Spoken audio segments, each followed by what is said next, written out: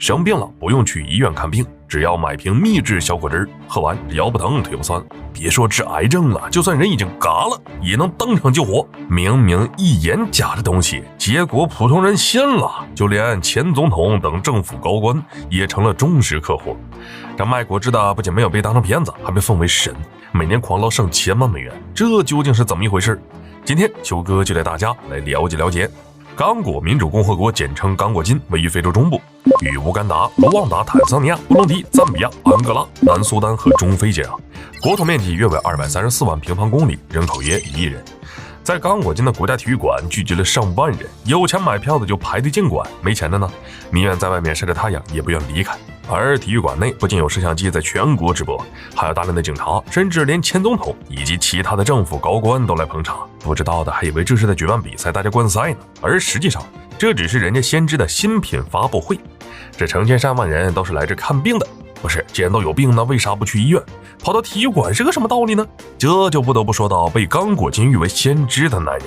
啤酒肚、花衬衫，人长得是不咋地，但他卖的产品可不简单。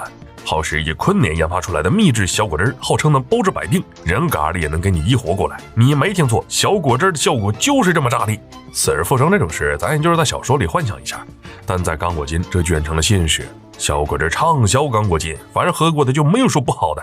在刚果金先知来了，意味着福报就来了，以后生病也再不用去医院花冤枉钱了，只要买几瓶小果汁，天天喝，绝对能够药到病除。在体育馆演讲完后，秉持着医者仁心，同时也给刚果金的民众开眼。先知呢，专门找了个小教堂亲自坐诊。当然，要想先知会诊呢，可没有这么简单。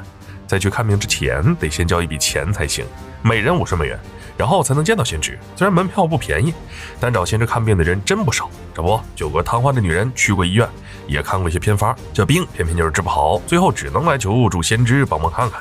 而先知不愧是先知，就瞥了2眼，表示没什么大问题。去买瓶小果汁，一天3次，多喝几次也没关系，反正喝的越多，病好的就越快。然后女人就被抬下去了。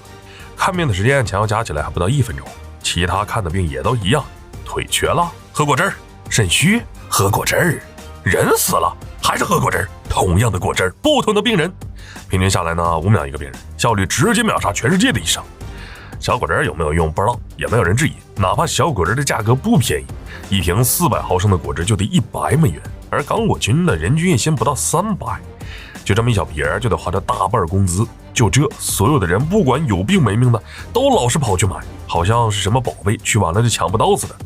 而这所谓的小果汁呢，实际上就是柠檬汁兑汽油，制作方法就更简单了，也不需要精密仪器，随便找个角落，再雇几个老阿姨就能制作。一个柠檬汁兑汽油的东西，却成了刚果金人眼中包治百病的灵丹妙药。说实话，这小果汁是不是真的能治病，咱们不晓得。就连先知被问到这个问题，都表示还没有进行更多尝试。但有一点可以确定，先知靠这个小果汁赚的是盆满钵满，捞了上千万。有人就很好奇，说什么喝了能死而复生，一听就知道是假的。那为啥刚果金人还要这么疯狂的去买什么秘制小果汁呢？答案很简单，就是因为穷没钱。就算生病了呢，不敢也去不了医院看病，要么等死，要么就病急乱投医。再加上他们的受教育水平也不是很高，当地人相当的迷信，别人说啥他们就信啥。有人说杀虫剂能治病，就会有人拿杀虫剂对着眼睛喷。他们不是乐意这么做，而是别无选择，因为贫穷呢，就只能用这么极端的方式来解决自己的困难。而喝小果汁能治病也是一样，刚喝的时候可能是有点什么效果，但实际上他们只是因为喝了个汽油导致身体被麻痹，从而产生出来的幻觉而已。之前也聊过肯尼亚洗脚水的事儿，道理都是一样的，但他们不知道，还真以为是喝了小果汁有用，后面一旦幻觉结束，这些人还以为是喝的不够多，又吨在这喝。不是没有人怀疑这个东西，但有什么用呢？根本就没有人在意他们的看法，大家更相信自己感受到的，而结果就是为了买果汁花光了钱，病情还越来越重，最后一命呜呼。而他们奉为先知的人则继续捞钱，享受买来的豪宅豪车。好了，本期视频到这儿就结束了，麻烦各位看官，你发现的小手点亮点赞关注呗，咱们下期再见。